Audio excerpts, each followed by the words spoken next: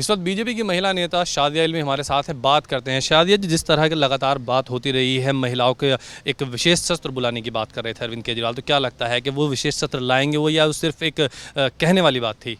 देखिए, आम आदमी पार्टी बहुत ख़ास आदमी पार्टी बन गई है, तो ये सत्र भी बड़ा ख़ास ही होगा उनके स्टैंडर्ड्स के हिसाब से। लेकिन उनकी संजीदगी और गंभीरता महिलाओं और औरतों के मौज़ुओं से जुड़ी तब दिखाई देती जब वो street lighting, CCTV cameras, Delhi police के साथ मिलकर बेटर जेंडर प्रोटोकॉल्स, पीसीआर पर इंफॉर्मेशन कैसे पहुंचती है उसको फास्ट किया जाए, इन सब चीज़ों पे काम करते। उनकी संजीदगी इससे में नज़र आती, बावजूद ये कि वो सत्र बनाकर एक और किसी तरह से सुर्खियाँ बटोरने की कोशिश कर रहे हैं। तो एक साइकोलॉजी की एक टर्म है अटेंशन डेफिसिट डिसऑर्डर। तो एक साइकोलॉजिकल का मानसिकता ऐसी हो जाती है, बच्चों को होता है कि मुझे अटेंशन नहीं मिल रहा है तो मुझे कुलबुलाहट होती है।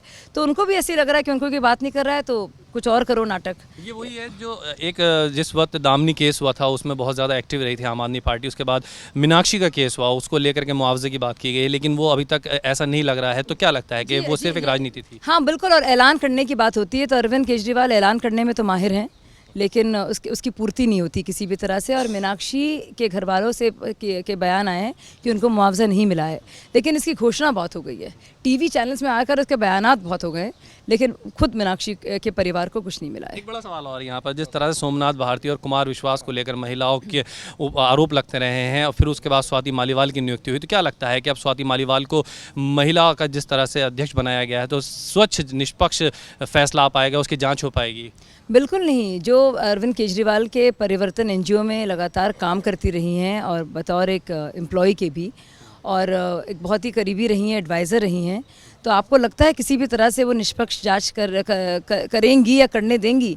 ख़ास तौर से एक ऐसी महिला अध्यक्ष हमको मिली है जो हमें अफसोस होता है कि वो जीबी रोड जाती हैं तो वो भी फ़ोन करके लोगों को ट्वीट करके जाती हैं और उन महिलाओं का मजाक उड़ाती हैं एक तरह से जो वहाँ पे काम करती हैं, जो खुद डरी हुई सहमी हुई बैठी थी क्योंकि वो मीडिया के सामने आना नहीं चाहती थी।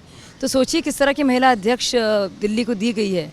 तो अरविंद केजरीवाल सिर्फ अपने ही साथियों को, भाई बंधुओं को ही के साथ ही काम करना चाहते हैं और एक उनकी प्राइवेट लिमिटेड बन गई है। मालीवाल को नियुक्त करने वाला लगता है कहीं ना कहीं परिवारवाद की राजनीति शुरू हुई है। बिल्कुल, पूरी तरह से वो तो लगातार ही आपको दिख रहा है।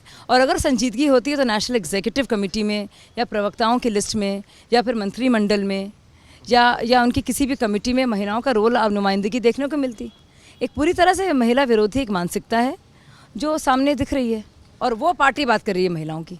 लगातार अरविंद केजरीवाल पर इस बात के आरोप लगते रहे हैं कि परिवारवाद की राजनीति करते रहे हैं, और स्वाति मालीवाल को जिस तरह से नियुक्त किया गया है तो कहीं ना कहीं जो जांच की गई थी, चाहे वो कुमार विश्वास की है, सोमनाथ भारती की, वो भी शक के घेरे में खड़ी हो सकती है। देखना ये होगा कि क्या स्वाति मालीवाल के अध्यक्ष बनने से ये जाँच निष्पक्ष हो पाएगी। कैमरामैन निकू शर्मा के साथ ताबिश कमाल, जस्ट खबर, दिल्ली।